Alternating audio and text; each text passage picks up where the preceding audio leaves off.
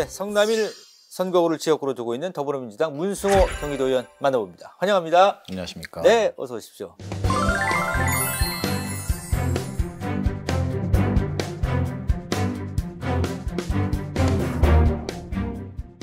인상이 좋으십니다.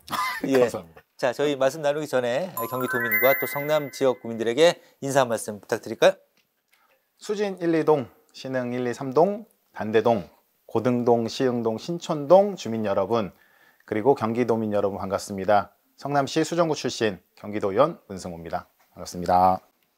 네, 문 의원님 30대 청년 의원이십니다. 의정활동 이제 한 6개월 하셨는데 그 청년 의원이라는 이제 그 화두가 이번 11대 의회에서 비율이 많이 높다 보니까 많은 주목을 받았는데 청년 의원으로서 좀 좋은 점과 그리고 좀 어려운 점들 이렇게 좀 구분해서 본다면 어떤 게 있을까요?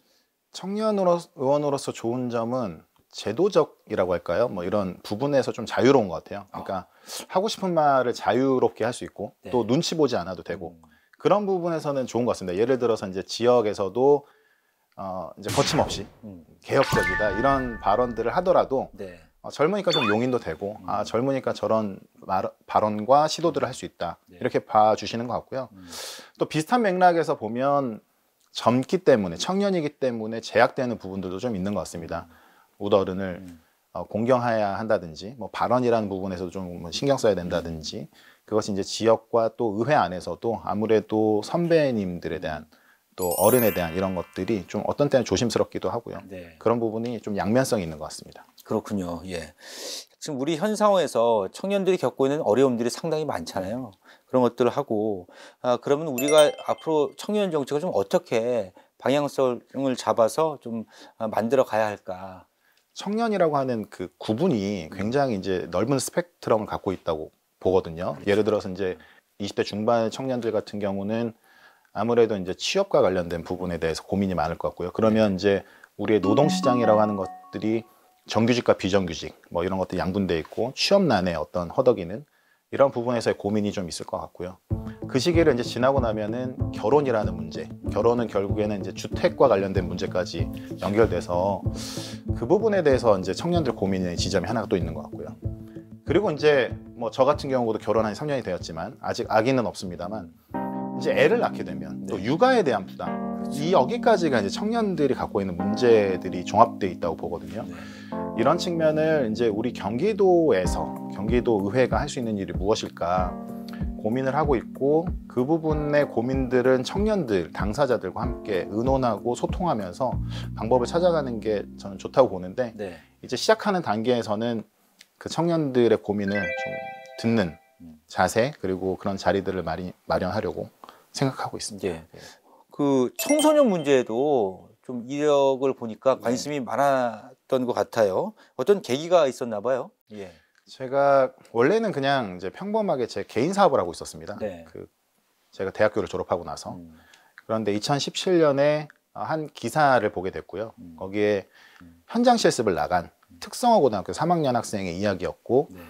그 학생이 그 기업에서 일을 하다가 업무 과다 그리고 스트레스 이런 것들을 이기지 못하고 스스로 목숨을 끊는 일이 발생을 했고요. 네. 그때 들었던 생각은 청소년들에게 이런 노동과 관련된 그리고 인권과 관련된 자기 권리와 관련된 이야기들을 좀 하러 다녀야겠다. 예. 그리고 청소년들이 그런 것들을 인식하고 또 자기의 권리를 이야기할 수 있어야 조금 이런 현재의 그 세상의 모습들이 좀 바뀔 수 있겠다. 이런 생각을 하면서 그때 이제 대학원도 가게 됐고요. 노동과 관련된 공부를 해야겠다고 생각이 들어져서 대학원도 가게 됐고 도의회 오기 전까지도 노동인권 강사라고 하는 그 직업 프리랜서로 아이들과 만나고 강의를 하러 다녔습니다. 예. 5분 발언 때도 상당히 인상적으로 들으신 의원분들이 꽤 많으셨던 것 같아요. 네. 어떤 교육을 좀 우리가 독일의 어떤 사례를 보면 좋겠지만 추진해 나가면 좋을지. 우선 우리나라에서 노동이라고 하는 단어에 대한 부정적인 시각 그리고 마치 이념의 대립으로 보는 시각들이 있는 것 같아요. 근데 우선은 이제 우리나라 교육 안에서 이런 것들이 저는 이루어져야 된다고 생각해요. 그게 이념의 차원이 아니라 모든 구성원들이 이런 자기의 권리와 그리고 기초적인 노동법 이런 것들을 인식해야만 우리가 건강한 사회 구성원으로 살아갈 수 있다 이렇게 네. 이제 생각을 하고 있거든요. 그래서 우리 이제 제가 5분 발언에서도 말씀드렸지만 국내 공교육 안에 노동 수업이라고 하는 것들이 되게 제한적이고 예. 극히 일부만 들어가 있습니다. 네. 이런 것들이 좀 확대되어야만 건강한 우리 사회 구성원들을 길러낼 수 있다. 그리고 이제 최근에도 노사 갈등으로 인해서 이제 많은 사회적 이슈들이 발생하고 있지만 그런 것들은 서로에 대한 이해 부족에서 나타난다고 생각하거든요. 네. 그러니까 이 청소년들이 자라서 누군가는 사용자가 될 거고 누군가는 노동자가 될 텐데 서로의 입장을 좀 이해할 수 있을 거다. 그러면 소통이 될 거고 큰 사회적 비용이 들어가지 않다 하더라도 그 전 단계에서 합의와 어떤 결론을 도출할 수 있을 거다. 그런 차원에서 보더라도 노동교육은 참 중요한 교육이고 필요한 교육이다 이렇게 생각을 하고 있습니다. 과연 말씀하신 그런 노동 교육이 이제 정규적으로 중고등학생들에게 좀 교육이 되기 위해서 이 만만치 않은 길을 어떻게 좀 풀어가는 게 좋을까요? 이게 이제 공교육 안에 넣는 것에 대해서는 일반 교육계에서도 참 부담스러운 부분인 것 같아요. 네. 이제 해오지 않았던 그리고 이걸 하려면 이분들은 이제 제도적인 걸 먼저 생각하니까 그렇죠. 그러면 뭐 교사는 어떤 교사가 할 거냐, 수업 실수는 일주일에 어떤 과목에 어떻게 넣을 것이냐, 뭐 이런 고민들이 있을 것 같은데 예를 들어 경기도의 평생교육진흥원이라고 있습니다. 그렇죠. 거기 안에서도 이제 노동인권 강사를 양성해서 이제 각 학교로 파견하기도 하고요. 네. 그다음 한국고용노동연수원이라고 해서 거기에서도 강사 양성을 해서 일반 학교로 파견하기도 합니다. 그러니까 외부의 어떤 제도를 활용해서 이것들은 뭐 교육감의 의지만 있으면 언제든지 더 확대할 수 있기 때문에 경기도 지사와 교육감의 의지가 좀 많이 필요할 것 같고 네. 가장 쉬운 단계로는 이렇게 접근하는 방법일 것 같고요. 하지만 이제 본질적인 것은 고정적인 수업 실수가 들어가야만 아이들이 그것들에 대해 더 친숙해질 거다, 더 익숙해질 거다 이런 생각을 하고 있습니다. 예. 예.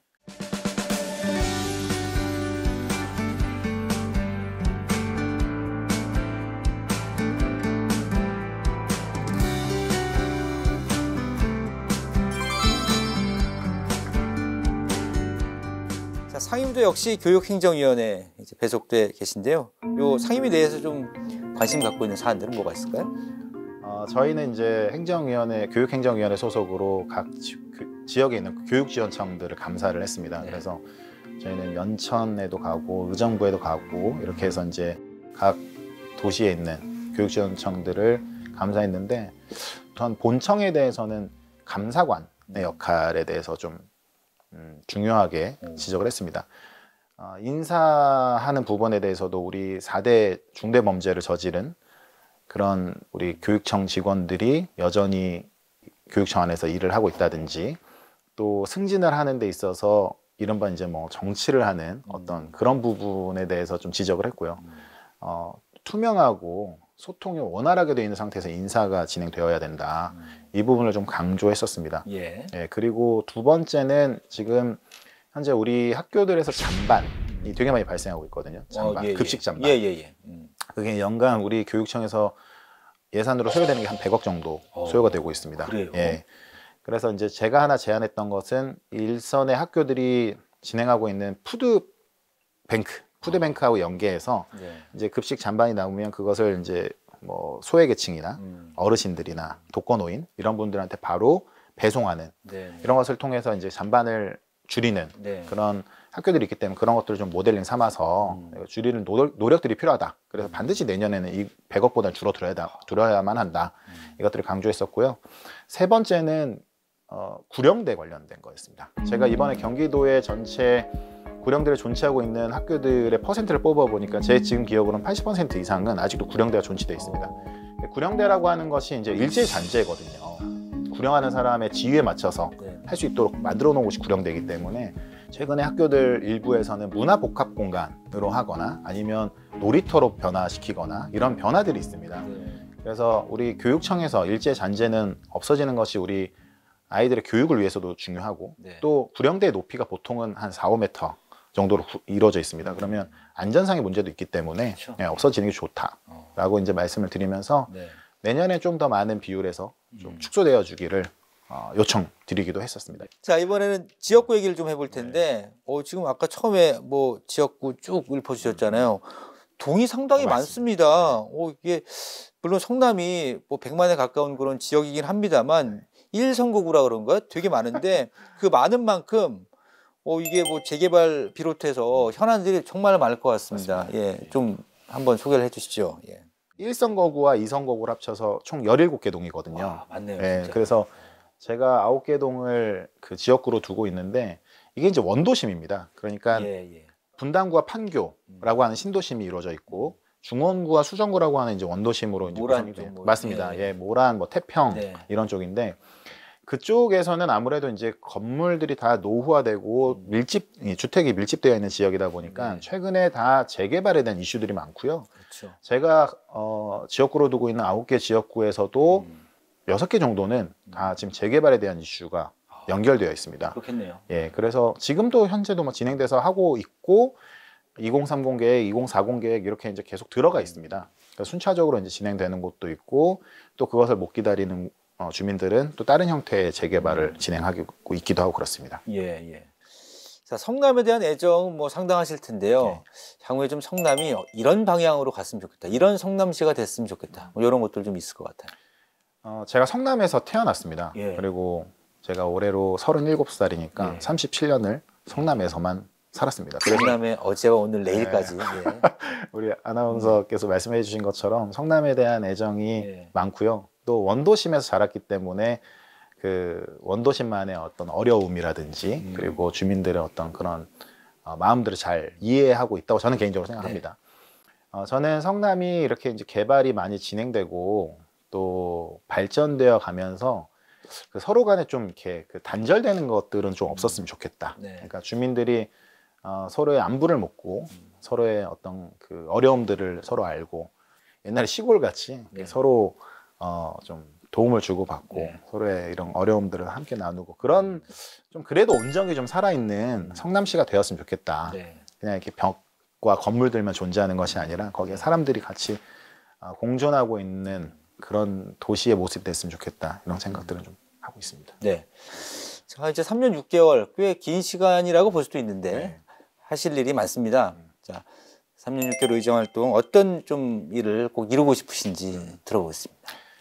교육행정위원회에 있다 보니까 그 안에서 교육 공무직분들 또 거기에 이제 비정규직분들 이런 네. 분들하고 좀 소통을 하게 되면서 거기에 주목받지 못하는 분들이 많으시더라고요. 네. 거기에는 이유가 여러 가지 있지만 이제 아무래도 목소리가 작기 때문에 소수이기 때문에 그런 분들이 있는데 그런 분들의 목소리를 좀 더 깊이 듣고 이런 것들을 해결할 수 있는 방안들을 좀 찾아보고 싶은 마음이 있고요. 네.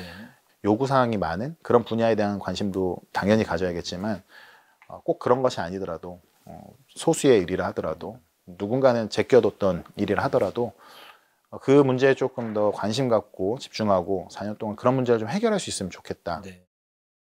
선거를 치를 때를 기억하시는 분들은 제 슬로건을 또 기억하실 거라고 생각합니다. 동네에 하나쯤은 있었으면 좋을 것 같은 그런 청년 이장과 같은 또 동네 조카 같은 또 그리고 아들 같은 그리고 형 같은 오빠 같은 그런 도연이 돼서 우리 동네에 있는 문제들을 해결하는 데 최선을 다하겠습니다. 열심히 하는 모습들 지켜봐 주시고 우리 경기도민께 최선을 다해 돌려드리도록 하겠습니다. 감사합니다.